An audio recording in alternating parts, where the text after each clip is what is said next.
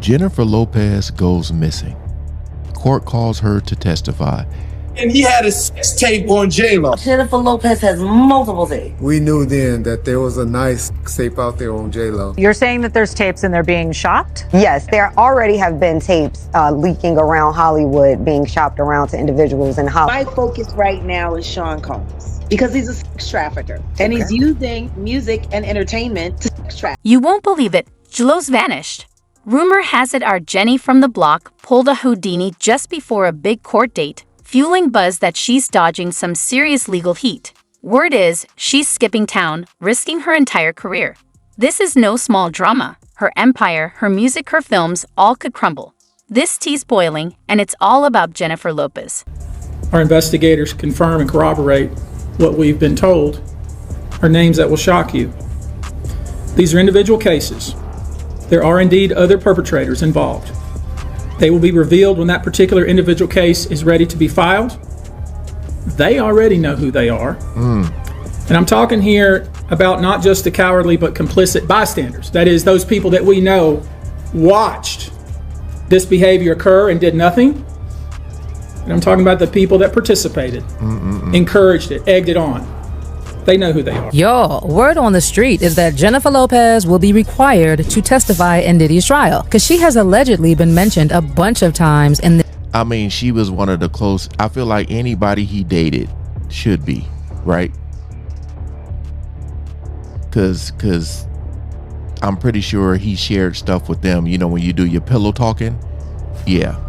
The new 120 lawsuits. But there's a bit of a problem. She's nowhere to be found. Jennifer Lopez has allegedly gone missing. Child, this can only mean one thing. She knows, guys. She knows she's going down for all the crimes she helped Diddy commit, and there's no way out. I mean, y'all have been saying for ages that she needs to be held accountable, and it looks like the day has finally come. That is, of course, if the feds can find her. Now, when it comes to J-Lo, we know that she was involved in the 1999 incident when she and Diddy were together and went to a nightclub called Hot Chocolate at Midtown's Club New York in December 1999 to celebrate the release of Shine's soon-to-be-released album. Based on reports, when it reached around 2:20 a.m., Diddy accidentally knocked a drink out of a patron's hand named Matthew Allen, whose street name is Scar. Apparently, Scar didn't take it as an accident, and he confronted Diddy over knocking down his drink. One thing led to another, egos were bruised, were fired, and Natanya Rubin, who was caught in the crossfire, confirmed that J-Lo smuggled the Bang Bang into the club, and she is the one who handed it to Diddy before they ran away. Honey, immediately after... That's so crazy, man. Like a lot of these clubs, like, they don't be searching the women like they do the men. And you see how easy that is. Like, if you want to like set somebody up, you can have a girl go to a club and act like you don't even know her. That's so crazy, man. I mean, I've been to a lot of clubs back in my days, and you know, there was like shots fired, but it was always like outside, people arguing in the parking lot. But wait, why was J-Lo even headed to court in the first place? Here's where things get real. The reason for her testimony might leave you speechless, and it's not about her music or movies. This isn't some minor celebrity spat or parking ticket. This is major. Word has it that J-Lo was set to testify in a high-stakes case tied to some of Hollywood's biggest names, with whispers of a massive money laundering scheme in the mix. J-Lo and Diddy sped away in a 1999 Lincoln Navigator, but ran a red light and were pulled over by the police. Based on police reports, they were both in possession of a stolen 9mm, which was found in the trunk, and they were both arrested. But J-Lo's horror show didn't end there, because her next 14 hours were spent in a cell, and the police source said she took turns crying unintelligibly and sobbing uncontrollably. Eventually, both Diddy and J-Lo walked away, but unfortunately, Shine was the fall guy for the incident, because J-Lo lied to the jury about what happened and protected Diddy. Guys, this right here, this is what they're going to get J-Lo for. And the unfortunate thing for J-Lo is that people like Shine and Natanya are willing to collaborate with the feds. Natanya even said that she was willing to have the fragments taken out of her face for ballistics evidence because she is happy to have the case reopened. So none of this is breaking news. All the stuff they're talking about right now. You know, I clicked on this more so about where the hell J-Lo is at. Like, is she trying to get away from, you know, testifying? Hopefully they'll get into that. Like, she is willing to have a doctor remove a part of it in her face so that they can use it as evidence if need be for the trial, even if it will cost her her life. You see, according to Netanya, at the time when the incident happened, people believed Diddy more than her. But at the time, she couldn't do anything because, one, Diddy was more powerful, and two, she was also a mother, and her focus was just getting to her kids safely. But now she feels like justice finally needs to be served, and even J-Lo needs to go down for her involvement and for lying in front of a jury. Basically, J-Lo smuggled a firearm into a club, handed it to Diddy, who had the intention to harm. Then she and Diddy ran away after the incident, lied about what happened. They made sure J-Lo also lied to the police and to the grand jury, and then they both made sure that someone else went to jail for their crime. The other thing is that Lil Rod mentioned the 1999 incident in his lawsuit, alleging that Diddy bragged about getting away with crimes. Specifically, Lil Rod shared that Diddy was responsible for what happened in the nightclub in New York City with Shine because he bragged about getting away with it. Speaking of Shine, after Diddy's apology video went viral, he's one of the people who reacted, and in a post shared on Instagram, Shine denounced Diddy and showed his support for those who were affected by Diddy's actions, saying, "I vehemently denounce the repugnant behavior of Sean Diddy Combs captured on the video. As a father of a precious daughter, a global citizen, and the next Prime Minister of Belize, I want absolutely nothing to do with people who engage in this pattern of diabolical behavior." Shine has actually also been very vocal about how he believes that both J-Lo and Diddy should be made to pay for their crimes. So if the feds are looking into all these other cases that were swept under the rug, there are pretty high chances that J-Lo will need to answer for her crimes as well. Okay, other than this incident, people are also saying that J-Lo witnessed firsthand how Diddy can get in different other situations. For instance, there was a time when Gene... Quick question, because like the whole situation with Cassie in the video we seen and Diddy, they're saying Diddy can't be charged for that because it happened, you know, it happened so long ago. Is that the same case with this whole Shine situation? You know, that's what I'm trying to figure out. Can he be charged for that because it was so long ago? Or what would they be charging him for exactly? Deal was given a story about how Diddy threatened to put his hands on Will Smith because Will and Jada were allegedly hoping to hook up with J-Lo. Apparently, when Will and Jada started talking to J-Lo, suggestively, Diddy was visibly upset. So he walked to Will Smith and straight up told him that he felt like he was trying to hook up with J-Lo. He literally wanted to punch Will Smith and requested that Gene remain in his vicinity in case he needed protection. Birthday party that I think either Matt Damien was giving for Ben Affleck. It said Matt It Damien. was just a little gathering. They was at the Four Seasons. Will Smith and his sister and her husband, we were all sitting on this side of the room. Matt Damien. Ben Affleck, Jennifer Lopez, Puff, Will Smith, and Jada, and they was sitting on the other side of the room. So I know Puff so well that he stood up. When he stood up, he walked and did his arm some kind of way, like, and then he was like this, you know, like that. I went over towards him. I know to go over there towards him. So I go towards him, and he said to me, he said, "Yo, I think Will and Jada is trying to scoop up Jennifer. Hey. I want you to stay close because I'm going to snuff them." In addition, with what we know, everything we know about Will and Jada, with that Red Table Talk and the August Alsina, whatever his name is, it's not hard to believe. It's not. Imagine Gio taking the stand and spilling the secrets of the music and film industry. A testimony like that could shake Hollywood to its core. We're talking careers destroyed, reputations shattered, maybe even jail time. But here's the twist. Gio's always been smart, building her empire with talent and sharp business instincts. So if she's on the run, she must have a solid reason. Maybe she's protecting herself, someone else, or holding back something dangerous. Some say this could all be a miscommunication, but let's be real, when a big-name star like Gio skips a court date, it's no small thing. What could she possibly know that's worth risking everything for? Is she shielding herself or others? Everyone wants answers, and the truth might be even more shocking than we think. Letting the firestorm surrounding music mogul Sean Diddy Combs. In the wake of more than 100 new sex assault allegations, we're wondering how dangerous really is Diddy. Now, he's been denied bail twice, we know, by two different judges. This week, his legal team, by the way, submitted a notice of appeal to the U.S. District Court trying to reverse those rulings and get him out. He's being held in federal jail, the Brooklyn Metropolitan Detention Center, and he maintains his innocence. Now, before we start talking about his upcoming federal case, let's look back a little bit at the turbulent times of Sean Diddy Combs. It's so difficult to reflect on the darkest times in your life. Sometimes you gotta do that.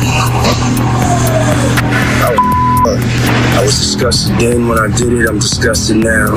As alleged in the indictment, to carry out this conduct, Sean Combs led and participated in a racketeering conspiracy that used the business empire he controlled to carry out criminal activity, including sex trafficking, forced labor, kidnapping, arson, bribery, and the obstruction of justice. The indictment alleges that Combs abused and exploited women and other people for years, and in a variety of ways.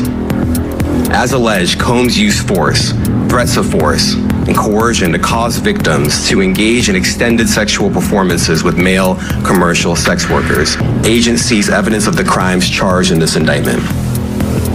They seized firearms and ammunition, including 3 defaced AR-15s and a large capacity drum magazine.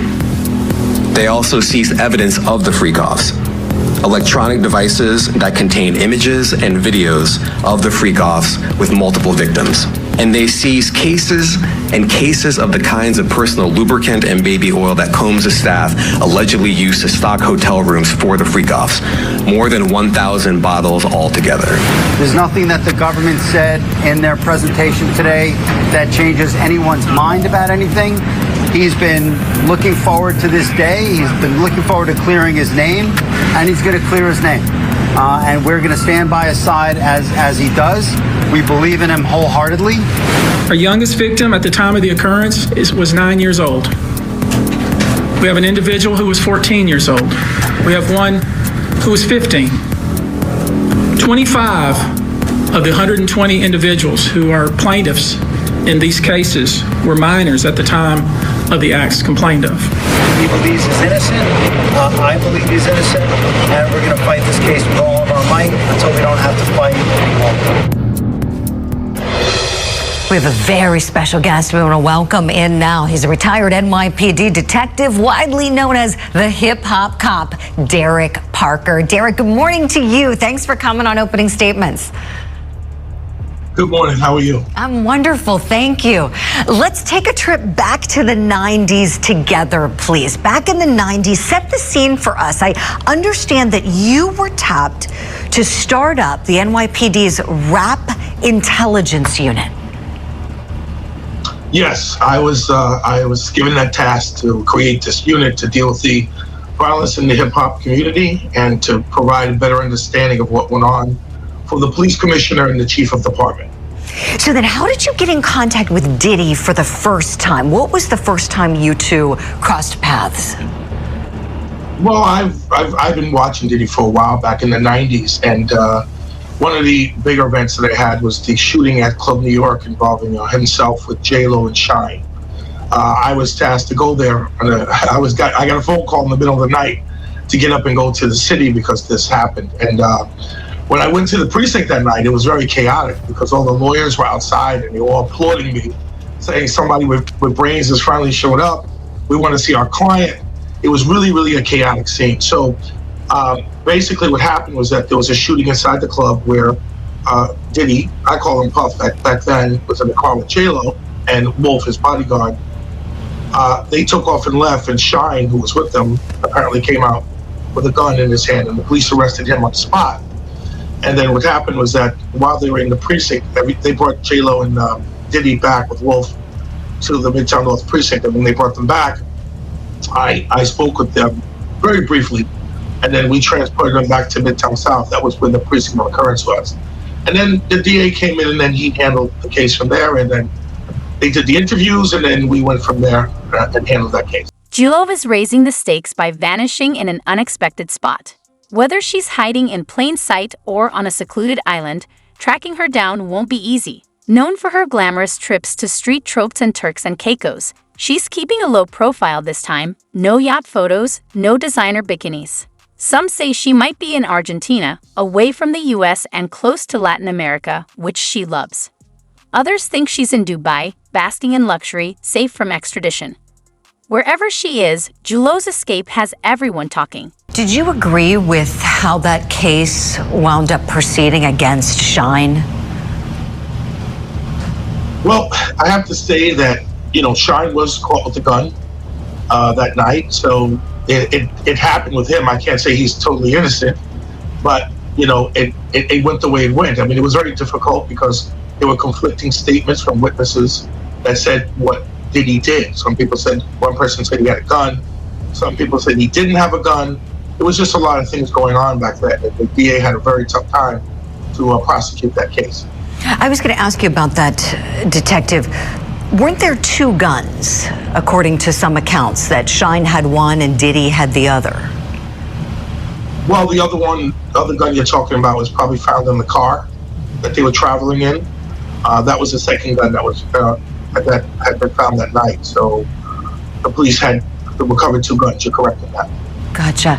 And so, Detective Derek, so that was the first time you crossed paths, and then along the way, I understand you had more and more interaction with him, more arrests, so many so that you started getting the nickname Diddy's Detective. Tell us kind of how that happened, please. Well, what happened was that, I've been following Diddy for a while. I mean, the East Coast, West Coast war was in the early 90s when that happened, out there with Bad Boy Records and then Death Row Records with Suge Knight. So, I mean, I traveled to Los Angeles and to Las Vegas back then, but I followed Diddy. I followed his career, and every time he got into trouble, I would get called by the chief or the chief of detectives or the PC. The police commissioner would call me as well when he wanted information about what went on with this individual. So he had the Steve Stout assault at MTV with the MTV thing, so I had dealt with that. But it was a lot of things that people started nicknaming me Diddy's cop, because every time he got into trouble, I was there. I had to be there to give the brass and the department an update on what was going on with him and why these things were happening with him. Mm-hmm. Detective, tell me, when Tupac was shot at the recording studio in New York, and at the same time he was shot, we know Diddy's in the building, were you called in to investigate that? I was on the phone with the detective that was responding to that scene, and I told him it was going to be very difficult for him to really get a handle on what was going on, because, people had called me and told me what was going on with that shooting at the Tupac studio. So I knew it was going to be very difficult to get Tupac to cooperate and to say who shot him. And there was always some banter that he may have shot himself when he pulled his gun out as he was being robbed. Mm-hmm. And that was always the case back then. I think he did, right? I think that was documented that he did accidentally shoot himself in addition to being shot by someone else. That is right, correct. Yeah. Right. Thank you for that, Detective. And so then, here we go. Things progressed, right? The rap wars, as you know, the East Coast, West Coast rivalry, and then Tupac is killed. Were you consulted on that? I'm so curious if you were consulted as to what you may have known about Diddy at the time. Well, I went out when Tupac was killed, I had told my superiors here in New York that we were going to have a problem with this. And I keep remembering this same line. My inspector said, Derek, listen, they don't kill people in rock and roll. Why are you involved in this? And I said, well, this is going to be a big deal, because I was in the cold case squad. I was doing unsolved homicides for a long time. And my captain didn't really want me to be pulled over into this rap intelligence thing, but it just happened. And then when Biggie Smalls got killed, that was the biggest problem that we had in New York, because I had to formulate a plan for his burial and for the funeral, and for all the threats that were being given out to Diddy, to Little Kim, to several people involved in his entourage at this funeral. And that's when we had a big problem in New York, where we had to come up with an attack plan to make sure that everybody came here that was safe and that we had any problems, and Diddy wasn't really assassinated by some people that wanted to get at him. Mm-hmm. I'm so glad you offered that, Detective. Thank you. That was going to be the next thing I was going to ask, your involvement when Biggie was killed. In your detective work, in particular, following Diddy, keeping tabs on him, knowing what's going on, investigating some of these incidents you mentioned. Did you ever come across any information tying him to either the murder of Tupac Shakur or the murder of Biggie Smalls? Well, I'll put it to you this way.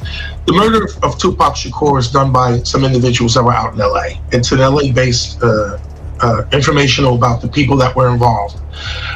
Diddy had some beefs with Tupac back then, but to say that he was directly involved in that right now, that's too premature to say that. There's been a lot of talk about, this payment for assassination against Tupac that maybe Diddy provided, but that's really inconclusive right now. We have to see how that really forms out.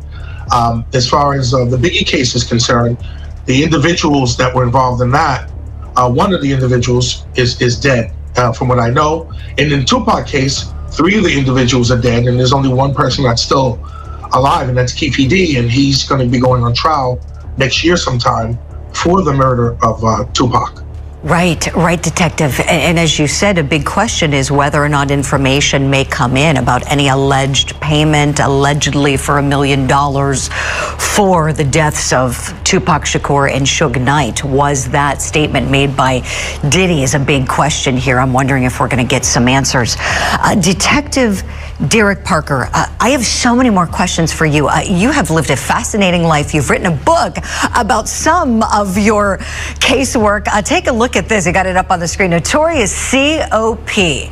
Inside the story of the Tupac, Biggie, and Jam Master Jay investigations from the NYPD's first hip-hop cop, Derek Parker, with Matt Deal. I can't wait to read your book, and I'd love to have you come back on the program. As you know, this investigation is quite voluminous, and we have the trial of Keefe D coming up as well very soon, and there could be somewhat of an intersection, as you know, Detective, with cases. Some of you might wonder, why not Europe? Sure, J.Lo loves Italy, but that'd be too obvious. Here's the wildest theory yet. Insiders say she might have gone totally off the grid to a remote island in the South Pacific like Fiji or Bora Bora, hiding out in a private villa until the drama dies down. And she's likely not alone. Rumor has it Ben Affleck might have joined her, while her twins, Max and Em, could be staying with family. The kicker? Word is J.Lo's team is desperately searching for her as she's gone totally rogue, leaving even her crew in the dark. It's kind of crazy that she isn't saying anything. You'd think she'd offer something. You'd think she'd say it when Cassie was videos came out, but what is she hiding? Why isn't she speaking? That's the big question I have. These two were together for a long time. In fact, a new clip just resurfaced. A lot of Wendy's Williams clips are coming out, but here's one. J.Lo's mom was clearly not into Diddy. I was telling you that I could always see you getting back with Puffy in a little way. I remember you said yes. that. Yes. Or in my mind. Look at that. Look at. Or in my mind, getting together permanently with first of all, right, Pitbull, it's crazy. Everybody came alive. They all had something to say. Yeah, everybody has an opinion. Yes, it's funny to me. So no Puffy, but I see you in Pitbull. One of them you write about. No Puffy. Now, she's spoken about Puffy. Puffy cheated on her. That was sort of what she had said, but there was a lot more to this story, guys, that I thought was important of revisiting now with these accusations really charged, and so the charge is so bad that he's still remaining in jail. So let's go through what happened in New York. You tell me if you think J.Lo has something to hide. If you're unfamiliar, I want to break it down. The history of the New York scandal in a shooting case. On December 28th, 1999, Sean Puffy Combs and then girlfriend Jennifer Lopez have been celebrating a soon-to-be-released album by Shine, aka Jamal Barrow, who's right here. That's Shine, in the Midtown Club in New York. They were leaving when Combs, carrying a bottle of champagne, accidentally jostled one of the club's patrons, knocking a drink out of his hand. The man, Matthew Allen, a street tough known as Scar, responded with a shove. Things escalated. One of Allen's companions allegedly threw a stack of money in Combs' face, and shots were fired, leaving 3 people injured. Combs and Lopez were arrested, fleeing the scene, in a Lincoln Navigator with a pew-pew in the trunk. J.Lo was quickly absolved. Now, during the trial itself, The trial lasted 7 weeks and included 60 witnesses, 126 court exhibits. It was a battle of wills between the Manhattan District Attorney and Mr. Combs, who rejected a plea bargain that required jail time. Although witnesses said they'd seen Combs with the Pew Pew and his driver testified that his boss had bribed him to claim ownership, the legal team, including Johnny Cochran, created enough doubt that Combs was acquitted. I don't know if you know this, Judge, but this person, Jennifer Lopez, is a very famous actress, one lawyer pointed out. To think Mr. Combs is walking around with her with a loaded Pew Pew, it's so ridiculous that it stretches the imagination. Is it now? Prosecutor Matthew Bondanos set out to prove that Mr. Combs took advantage of his celebrity from the moment he strode into the club in New York. Neither he nor his members or his entourage were searched as regular patrons would. He also noted that once under arrest, Combs expected the same special treatment from the legal system. Mr. Bondanos already argued, attempting to influence witnesses through offers of cash, etc.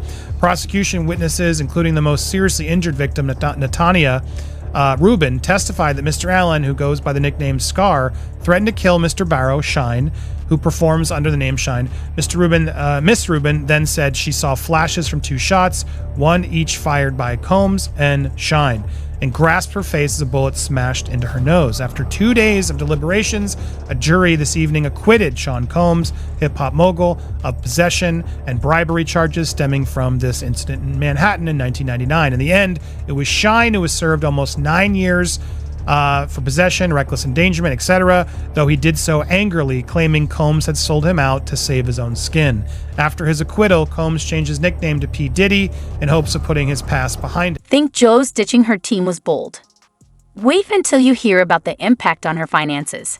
This could cost her far more than luxury purses. Her entire empire is at risk. With brands, music, movies, perfumes, and more under her name, everything's on shaky ground. Producers are reportedly backing out, venues won't book her, and major brands are cutting ties to protect their image. And Hollywood. Directors are already eyeing replacements for upcoming films. J.Lo's empire might be crumbling faster than anyone expected. As well, calling himself Love, as he knew all these allegations were coming. The Love album. Now, fast forward, Tanya has now spoken out. She is willing to remove the bits from her face to prove it was, in fact, Diddy who shot her. She was one of the victims and said, who better to tell you what happened than the person who got shot smack dab between the eyes. She said that she spent the past 25 years trying to get justice for the night she claims Combs shot her in the face, not Shine. She tells News Nation she doesn't believe Diddy was properly charged, and she continues to fear for her life. She believes she's also putting her life at risk by speaking out at Diddy. Good for her, she did before a lot of others did. I live a simple, quiet, risk-averse life, so if I should meet with an untimely demise, it would require a deep investigation. I understand the peril of what I'm exposing. She remained adamant since the shooting that it was Combs who shot her, and that she was facing them when they pulled it and saw Combs do it in her nose. She filed the $130 million lawsuit, there she is right there, for compensation against him in 2008 and settled in 2011. Now, Shine has since defended himself. He was out there saying I felt I was the fall guy, but he still doesn't blame Diddy. In the wake of the allegations from the infamous club in 1999, Jamal Shine Barrow spoke out saying he's the fall guy, but isn't placing the blame on Diddy, probably because he got some money. It opens wounds. Everyone knew all along I was the fall guy. My political enemies tried to make me into the criminal. Everyone knew I took the fall, but he maintained his innocence, saying at all this time I was defending myself. I did not shoot them. I maintained that I shot nobody. But he still wouldn't put out the, that Diddy did it. That's what's really frustrating.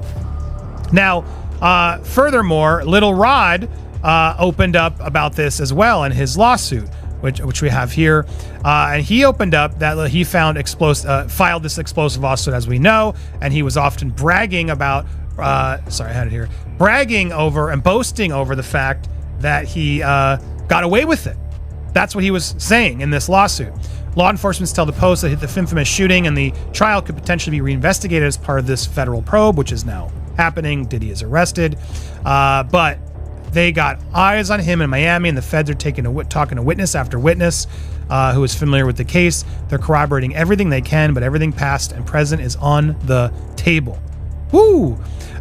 So yeah, this is where we stand. Now, Natanya has been very vocal. She has fought back, as we know. She's made it clear she'll do whatever she has, even open up her face.